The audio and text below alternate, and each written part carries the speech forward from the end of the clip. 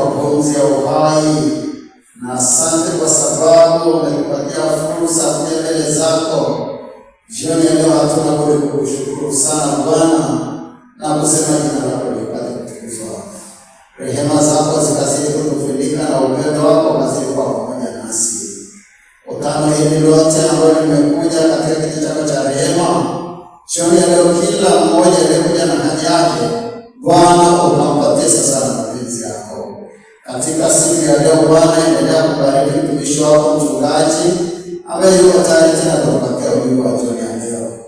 Lakini kila ambaye Bwana ameendelea kujihudhurisha mahali hapa, kwa sababu mkutano hili Yesu limekuja mbele zako, si katikati ya jengo hili wala kwa mtu awaye yote, bali Yesu amekuja mbele zako, asitoke mtu awaye yote, asimalize siku 10 za maombi bila kufunguliwa Bwana. Jioni ya leo, kwa sababu watu wako wamekuja kwa imani, watendee kwa ajili ya utukufu wa jina lako. Kumbuka ahadi za watu wako, ulisema wakiamini tu, wakimwomba Baba yako kwa jina lako Yesu utawapatia. Tena kwa sababu na mamlaka yote mbinguni na duniani, Bwana watendee watu wako kwa ajili yako mwenyewe, usudi Baba yako wa mbinguni aweze kutukuzwa. Hebu jioni ya leo Yesu, nasi tuko tayari kusikia ujumbe unaompatia mtumishi wako. Fungua akili zetu na fahamu zetu za kiroho, usudi tunapotoka mahali hapa tukapone kiroho na kimwili, na kutuandaa kwa ajili ya kazi yako na kutuandaa kwa ajili ya ufalme wako. Tunaomba na kushukuru katika jina lako Yesu, amen. Bwana Yesu asifiwe. Ndugu kwaya hapo.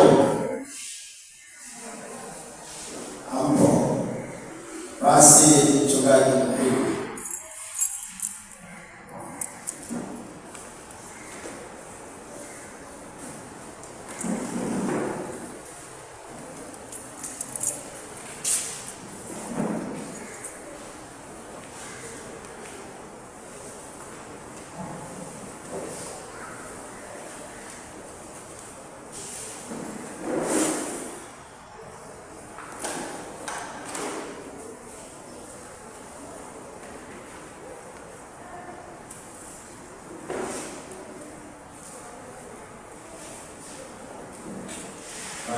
Za jioni tena. Bwana Yesu asifiwe jamani.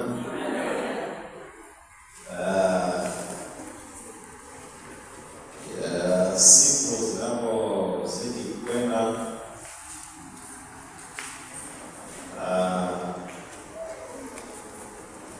unaweza ukajifanyia tathmini mwenyewe kwamba unazidi kufurahia mfululizo wa huduma hii ya maombi au lazima kuchoka. Naomba tu nikutie moyo, nikiwemo na mimi, endelea kumuomba Bwana. Haijalishi kwa kawaida maisha ya wanadamu na uwezo wetu wa kufikiri, mara nyingi huwa tunatamani kama vile mtoto anapoomba kitu kwa mzazi wake au mlezi, basi akipokee ama akipate kwa wakati huo. Na tamanio letu tunapokuwa katika maombi ya serious kama haya, tamanio letu ikiwezekana, hata kabla siku 10 za maombi hazijakamilika, basi Bwana awe ametenda. Mimi ninakuomba tu kwa neema ya Bwana nitazungumza maneno fulani machache hapo mwishoni mwa juma hili.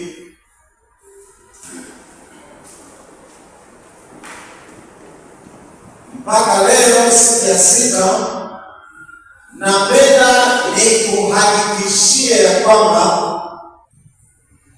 maombi yako Bwana amesikia, na hapo baadaye tutamwomba Mungu kwa uaminifu na kwa imani, tukimshukuru Mungu kwa kusikia maombi yetu. Yaani hilo ni ombi namba moja la leo. Kinachotakiwa baada ya hapo, Yesu atuwezeshe kwa namna ya kipekee tutembee kwa imani, tukiamini ya kwamba yale tuliyoyaomba Bwana amesikia na atatenda kwa mapenzi yake, nikimaanisha kwamba turuhusu mapenzi ya Mungu kwa yale tuliyoyaomba na tunayoendelea kuyaomba. Na mwisho kabisa, ili nikumbushe somo ile la kwanza na pili, sio kazi yangu wala kazi yako kujua majira na nini ya nyakati, kwa nini Bwana atafanya. Ndio ombi langu la pekee katika jioni ya leo, katika sehemu ya 6 ya kufunguliwa. Yaani naamini ya kwamba mpaka leo tayari moto wa maombi yetu mwaka huu 2026 wa kufunguliwa umekwisha kupata picha kamili, na ndio maana tunazungumza habari ya kitabu cha Matendo ya Mitume, ama kwa jina lingine naweza ukasema kitabu cha matendo ya Roho Mtakatifu, ambayo aliyatenda kwa watu kama sisi ambao walikubali Roho Mtakatifu atawale maisha yao, walikubali kufundishwa na Roho Mtakatifu, walikubali Roho Mtakatifu awatie kwenye kweli yote, na walikubali hisia zao, maisha yao yaongozwe na Roho Mtakatifu, na walikubali vipawa ndani yao ambavyo Mungu aliweka ndani yao. Roho Mtakatifu awatumie kupitia vipawa vyao ili ulimwengu upate kuokolewa. Sasa hao watu ndio ambao tunatamani miisho ya mfululizo wa maombi ya kufunguliwa katika kitabu kinachoeleza matendo ya Roho Mtakatifu kwa wale watu walioruhusu Roho Mtakatifu afunguliwe kwa wingi maishani mwao, na hatimaye tutapata kitabu kinachoitwa Matendo. Ni mkusanyiko wa shughuli, ni mkusanyiko wa utendaji wa kazi binafsi, utendaji wa kazi kama familia ya kanisa waliokubali kuongozwa na Roho Mtakatifu, wakatumika kwa namna isiyokuwa ya kawaida.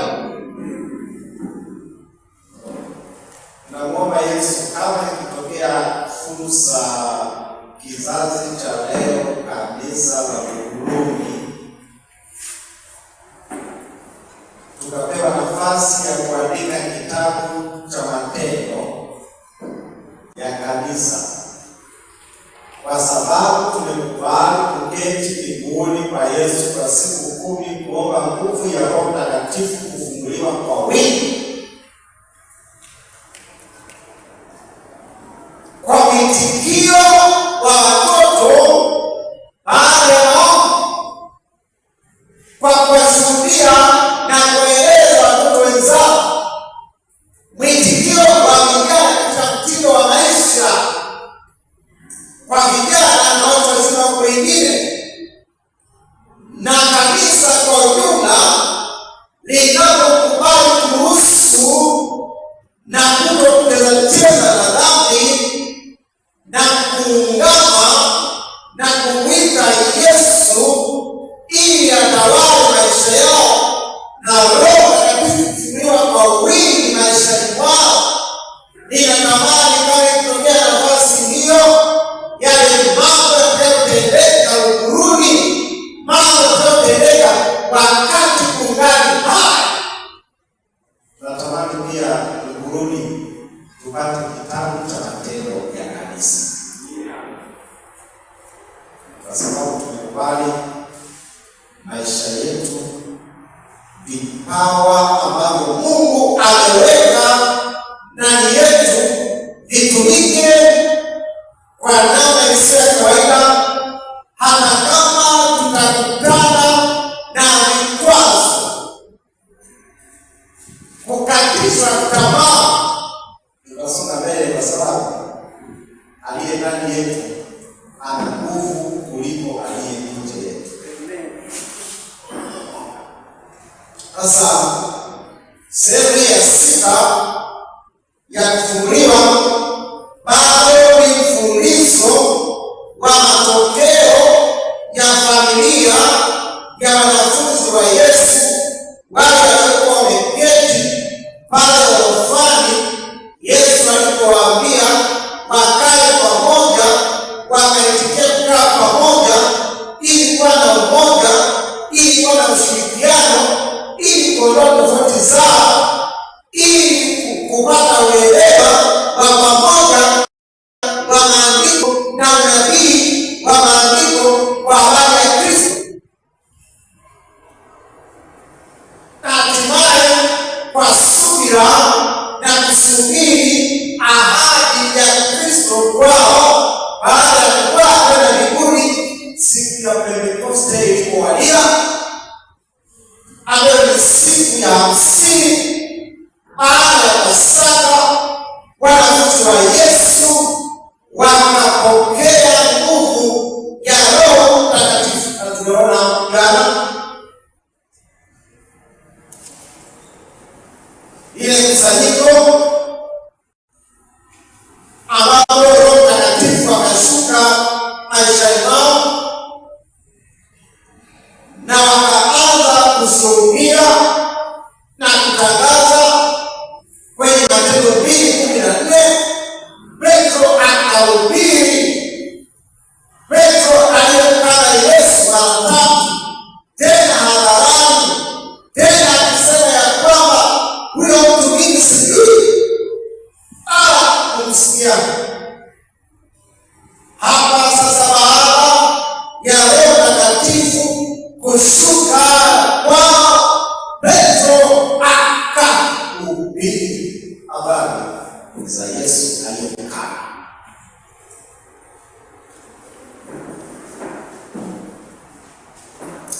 Ndio maana katika jioni ya leo tunaangalia kwa dakika chache sehemu hii ya 6 inaelezea simama kwa ujasiri kwa ajili ya Kristo na kumfuate kwa utimilifu. Simama kwa ujasiri kwa ajili ya Yesu na umfuate kwa utimilifu, ukamilifu.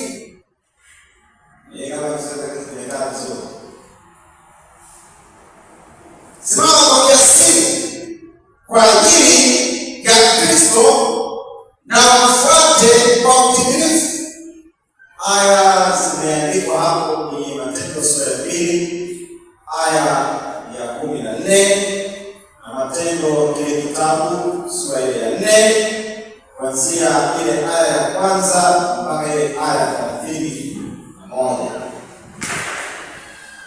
Tutasoma hizo aya zote, lakini yako mambo machache na tamani tutafakari kwa pamoja. Marafiki zetu hawa, ndugu zetu waliosimama katika kanisa la awali, ambao wanafunzi wa Yesu, wale waliokuwa karibu naye sana, wale 11, maana Yuda tayari wakati huu ameshalala mauti kwa kujinyonga, na wale wanafunzi wa Yesu wengine wale 120 jumla yao, akiwemo na mama yake Yesu. Hawa katika sura ya 4 aya ya kwanza mpaka aya ya 31 utagundua ya kwamba hawa wapendwa, nina ujasiri wa kuongea kwamba walisimama imara, walisimama kwa ujasiri kwa amri ya Yesu, bila kujali hata hatima ya maisha yao, bila kujali hata kama watapelekwa gerezani. Na walimfuata, walitembea katika agizo lake kwa utimilifu, bila udhaifu. Kwa hiyo sura ya 4 ya Matendo ya Mitume tunapitia mambo machache yaliyogusiwa katika hicho kitabu cha Matendo sura ya 4, jinsi ambavyo maishani mwetu tutakapokubali Roho Mtakatifu kufunguliwa kutawala maisha yetu na kuongoza maisha yetu, tutapata nguvu, tutapata ujasiri, tutajazwa na upendo wa kutamani kutoa shuhuda kwa watu wasiojua Kristo maishani mwetu.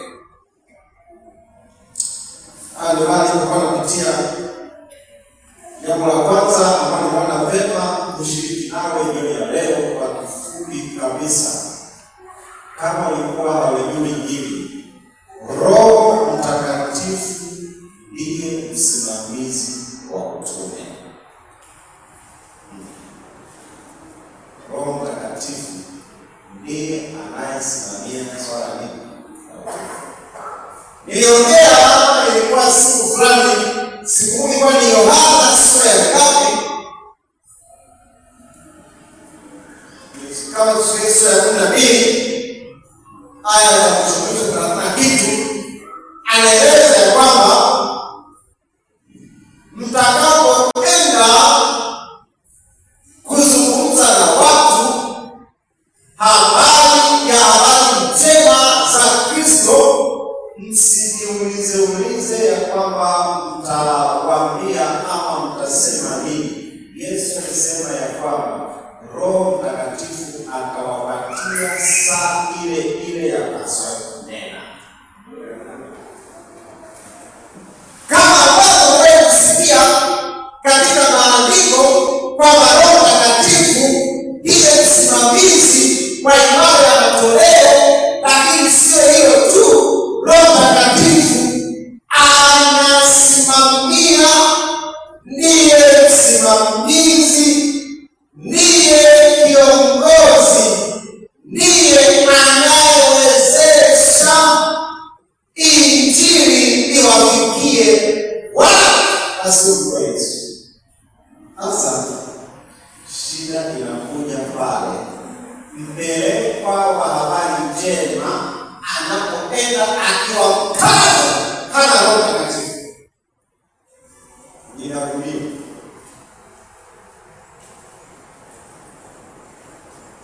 ni pale mpelekwa wa Injili habari njema ya ufalme anapoenda nyumba kwa nyumba, anapoenda kwenye mahubiri ya hadhara, anapokuwa na vikundi vidogo vidogo, anapopeleka ule ujumbe, ili hali yeye mwenyewe akiwa hana Roho Mtakatifu. Nimewahi kusikia habari ya kwamba ili eneo ni gumu sana kwa utume. Mzee, unasikia hiyo maneno? Hata mimi yeye na kundi na Islamu na kundi maeneo fulani. Wimbo wetu mara nyingi ile eneo ni gumu. Haliwezekani. Ugumu wake unatokana na nini? Nitakueleza mazingira na hali na watu wa kipindi kile ambao wanafunzi wa Yesu wanaendelea kwa ajili ya utume. Mazingira ilikuwa ni magumu sana, hali ya usalama ilikuwa ni ndogo sana, mikono iliyotumika kumwaga damu ya Yesu bado ilikuwa hai. Akina Kayafa bado wapo, akina Herode, kile kizazi ambacho kilikuwa kikiachana za kuongoza chini ya taifa la Rumi, ile mikono iliyomwaga damu bado ilikuwa ikitamani kuwa watu, hasa waliokuwa wakihubiri habari za Yesu. Mpelekwa wa habari njema anapokosa Roho Mtakatifu, utume unageuka kuwa kitu kigumu. Lakini mpelekwa wa habari njema anapokuwa na maandalizi binafsi ya kukiweka watu mbele za Bwana na kuruhusu Roho Mtakatifu atawale maisha yake, mwenendo wake, matendo yake, anapopeleka ujumbe, kama hajasema habari ikumbuke siku ya Sabato uitakase, kama anaeleza kwamba Yesu anakuja na dunia ina mwisho wake, anapoonekana tabasamu lake, maneno yake anapoongea, mtu wa Mungu anasema kwamba hakika huyu mtu ana jambo la pekee ndani yake, napaswa kumsikiliza. Ninarudia tena, Roho Mtakatifu ni msimamizi wa utume. Katika nyanja zote, fuatilia kitabu cha Matendo, unakumbuka ya kwamba siku moja Paulo alipokuwa akielekea mahala fulani, Biblia inasemaje wapendwa? Roho wa Mungu alifanya nini? Alimkataza asiende. Siwe kusoma hilo fungu. Paulo alienda wakaenda. Na wakati usiku alipumzika, kana kwamba akaona kuna mtu mmoja ambaye ng'ambo ya pili, sehemu maarufu ya Makedonia, kuna mtu ambaye anahitaji msaada. Wakasema hivi, Roho Mtakatifu niende kwa mzee tunaenda. Kwa Bwana asifiwe. Roho Mtakatifu ndiye msimamizi wa nini? Wa utume. Na ndio maana sura ya 4 ya Matendo ya Mitume inaeleza matendo ya pekee sana. Katika sehemu ya pili, ambapo nimepata jambo la kushare nao hiyo leo, kufanya kazi ya Mungu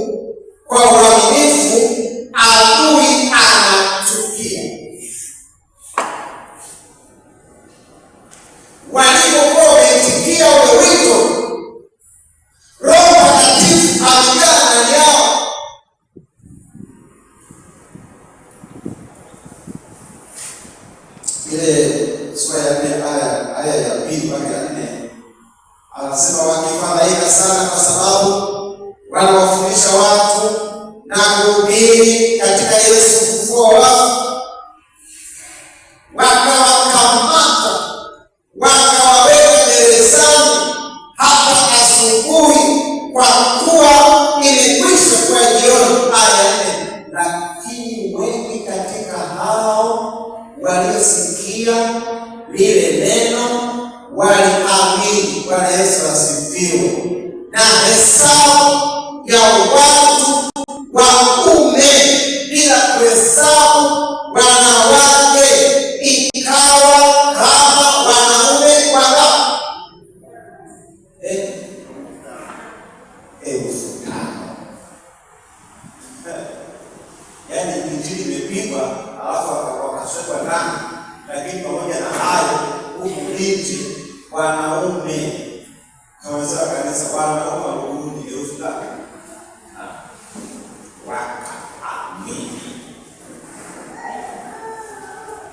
Kwa hiyo pale unapojitoa kwa ajili ya utume, Roho wa Mungu anapokutumia kwa ajili ya kuwaleta watu kwa Yesu, ena kupitia zaka na sadaka, ama kupitia ukarimu, ama kupitia vipawa ama karama ambazo Bwana ameweka ndani yako, adui anakasirika, anachukia.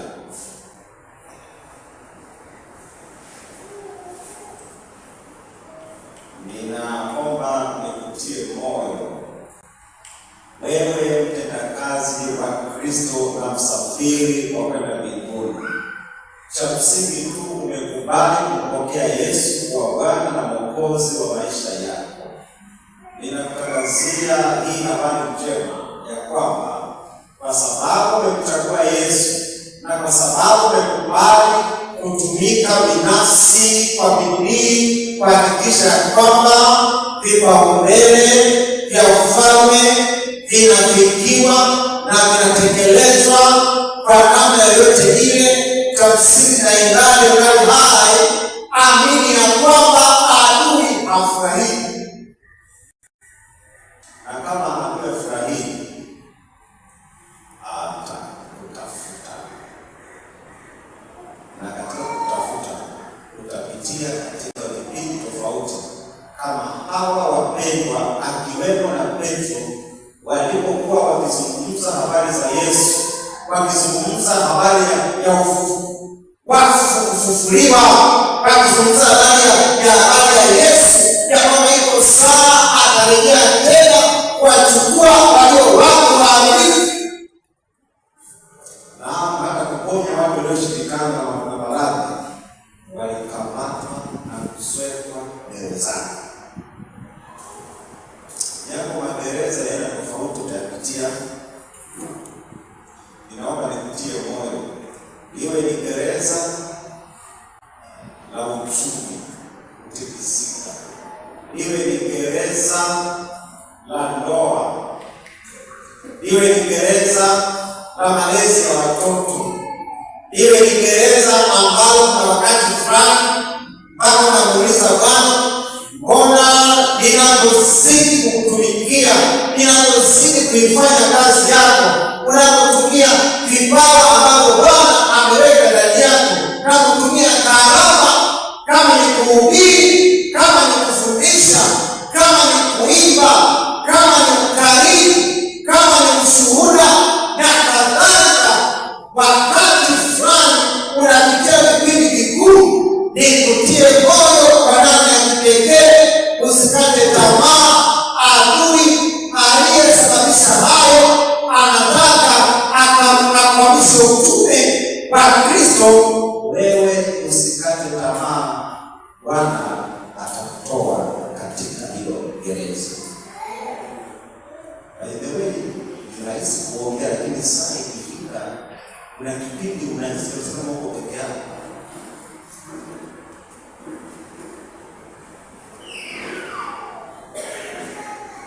Mchungaji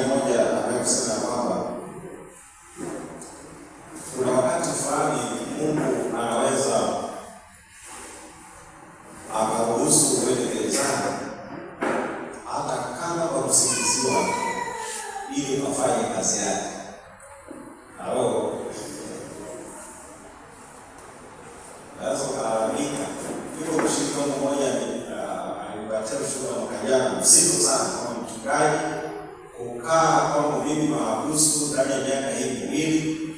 Ninamshukuru Mungu, mwanzoni sikuelewa, lakini baadaye wako wengi waliookolewa kupitia huduma yangu. Najua hapo amina haziwezi kuwepo.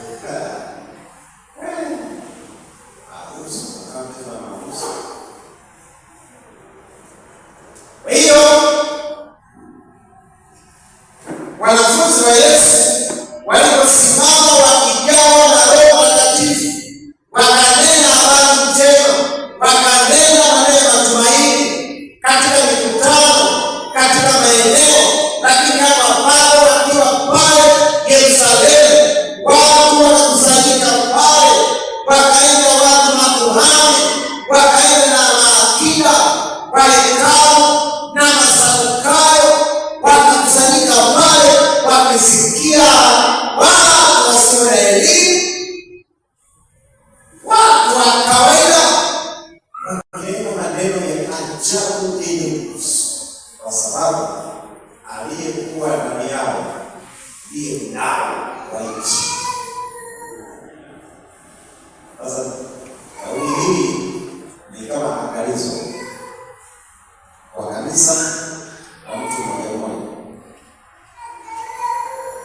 Roho Mtakatifu ni mnao wa nchi, na ndiye ambaye alimuongoza Filipo akamwambia kwamba tafadhali ondoka hapa uende mpaka pale. Yuko bwana mmoja tajiri mmoja anaendesha gari na anasoma chuo cha nabii Isaya, na anayesoma hayaelewi.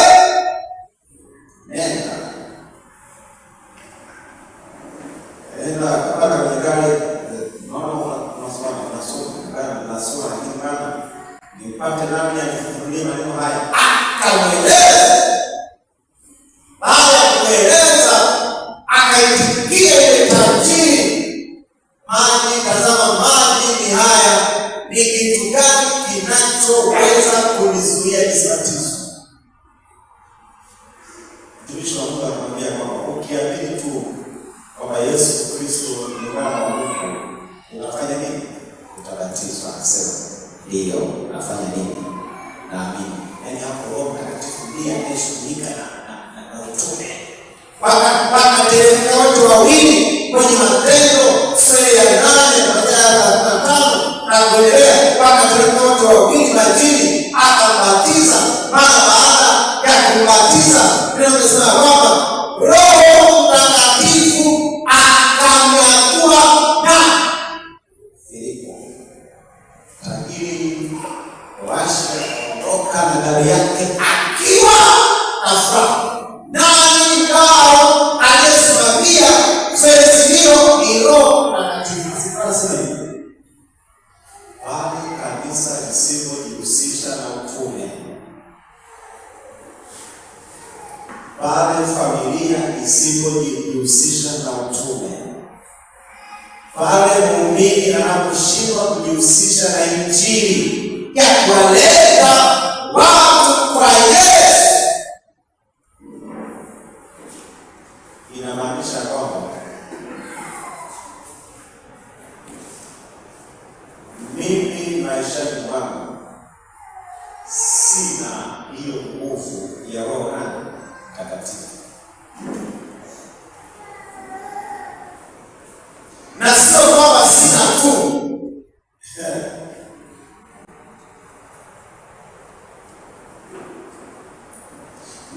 nimekaidi agizo ambalo Yesu mwenyewe anaitangaza hata leo, na bado ameweka msisitizo wa kupatia Roho wake Mtakatifu ili atuwezeshe twende. Na ndio maana sasa kwa ulimwengu limependekeza moto huu wa kufunguliwa ili kanisa la Mungu la Luguruni, kama litaruhusu Roho Mtakatifu amwagwe kwetu, afunguliwe kwetu, liamke liwalete watu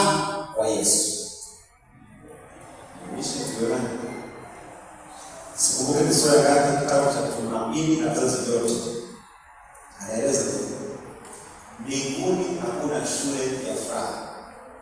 Narudia, mbinguni tutakapoenda kwa neema ya Bwana hakuna shule ya kuwafundisha watu wawe na furaha. Anasema kwamba furaha ya mbinguni ni sisi kwenda na marafiki na majirani na ndugu na familia zetu wa ndio furaha ya mbinguni. Hauna shule ya kuwafundisha watu furaha. Furaha ya mbinguni ni kwenda na watu, marafiki, ndugu zetu wote. Inawezekanaje? Ni pale tutakapokubali kuwa mabalozi. Kwa hiyo kufanya kazi ya Mungu kwa uaminifu, adui anachukia, lakini tie moyo, usikate tamaa, usirudi nyuma. Kama wewe kiongozi, kuna karama fulani ndani ya kanisa, simama kwa ujasiri, tumika. Na wewe nikwambie, huwezi kumuona adui akiwa amechukia, ila matokeo na wakati fulani hata ile kutoa karibu ukufanya kati tamaa ili usitulike, ili ushindwe kutumia uwezo ambao Mungu ameweka ndani yako ili kuwaleta watu kwa Yesu. Tatu, wapinzani watashindwa ama watakosa la kukushutumu kwa sababu ndani yako Yesu anatawala. Na ndio maana katika Matendo ya Mitume sura ya 4 ile aya ya 13 na aya ya 16 anasema hivi: basi walipoona ujasiri wa Petro na Yohana na kuwajua ya kuwa ni watu wasio na elimu, wasio na maarifa, wakastaajabu, wakawatambua ya kwamba walikuwa pamoja na Yesu. Bwana Yesu asifiwe. Wewe je, watu wanatambua kwamba wewe maisha yako uko pamoja na Yesu?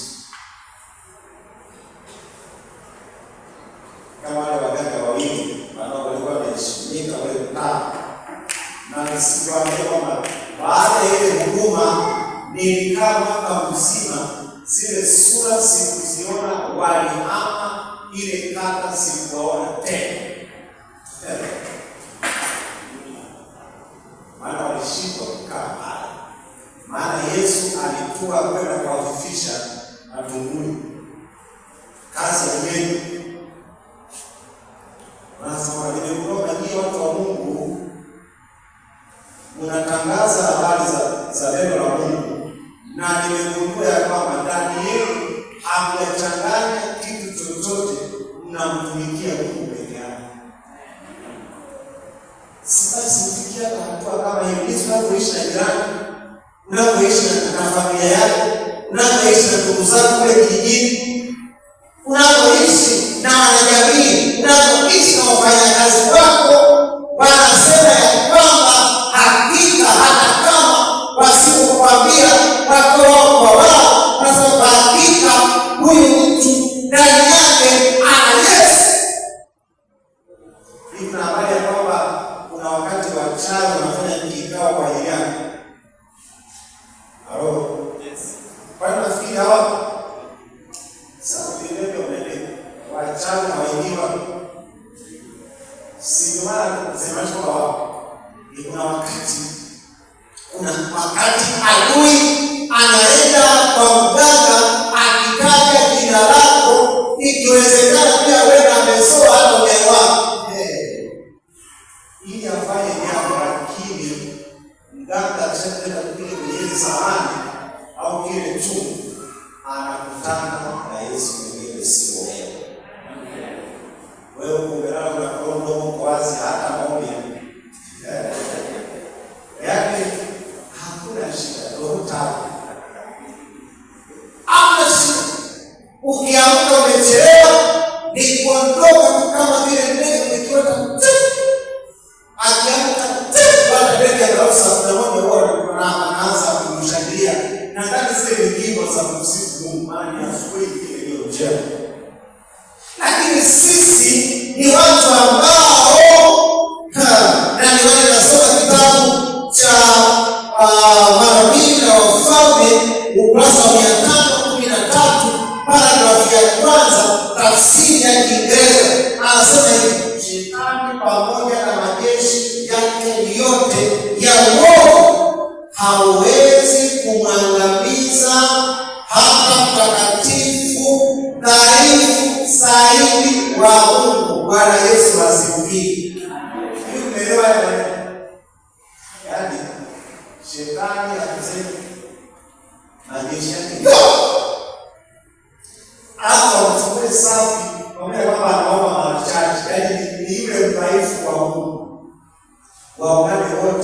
waje kumwangusha, hawawezi. Sasa kwa wewe uliokaa, hapo shetani hawezi. Hata kama wakingana, anasema malaika wenye nguvu kuu watawalinda, na kwa ajili yao Yehova atajifunua kama Mungu wa miungu mwenye uweza wa kuokoa kabisa wale waliomwekea tumaini lao kwake.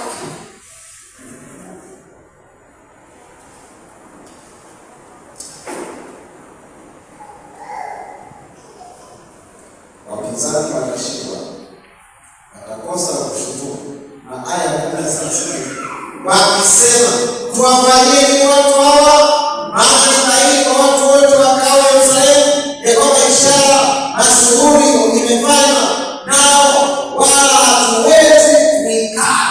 Walikosa namna ya kukataa au kuwashutumu, maana maisha yao neno la Mungu lilikuwa dhahiri kwao. 4. Mtendakazi pamoja na Yesu hazuiwi na vikwazo. Mtendakazi pamoja na Yesu hazuiwi na vikwazo maishani mwake. Aya 18 na aya hata 20, wakawaita wakawaamuru wasiseme kabisa wala kufundisha kwa jina la Yesu. Petro na Yohana wakawajibu wakawaambia kwamba ni haki mbele za Mungu kuwasikiliza ninyi kuliko Mungu hukumuni ninyi wenyewe. Aya ya 20. Maneno haya wanayoongea ni mbele ya maakida, ni mbele ya wanajeshi, ni mbele ya makuhani, mbele ya Masadukayo wenye elimu, wenye utawala, wenye mamlaka, wenye dola. Aya 20 anasema ya kwamba maana sisi hatuwezi kuacha kuyanena mambo tuliyoyaona na kuyasikia. Bwana asifiwe. Yaani ukisoma haya maneno fanya hivi viatu, kama tukisema vikubwa utaweka makaratasi kule mbele. Unaweza ukasema hayo maneno mbele ya Mungu, siwezi kuacha kuyanena maneno ya Mungu niliyoyaona na kufanya hivi. Mbona wewe unaacha? Mbona pale kazini hawajui kwa wale Waadventista wa Sabato? Mbona hawajui? Na yule jirani mbona unamtendea hiana?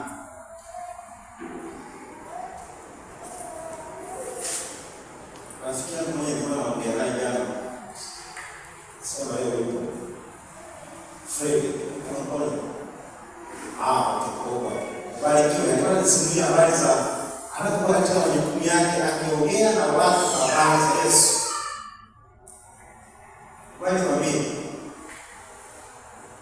Wale watu wanaokufahamu, usipowaambia habari za Yesu na wakapotea katika dhambi, kuna andiko limeandikwa katika Ezekiel sura ya 3 kuanzia aya ya 18, hao watu utaiwa.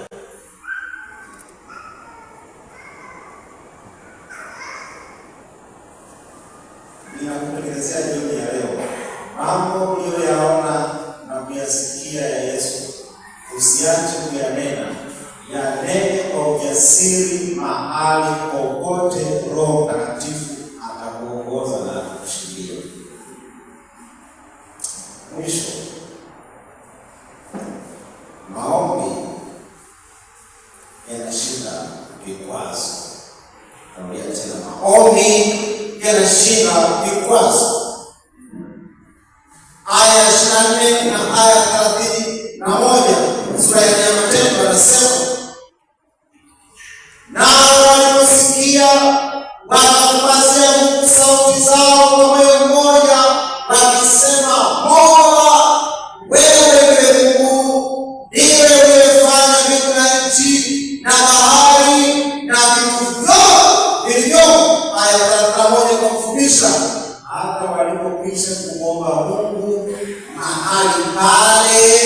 walipokuwa wamekusanyika wale wanafunzi wa Yesu, neno la Mungu linasema ya kwamba pakatikiswa wote, wakajaa Roho Mtakatifu, wakanena neno la Mungu kwa namna. Jamani, Bwana Yesu asifiwe. Hii ni awamu ya ngapi kwa ushiriki wa kanisa? Hii tukio la ngapi?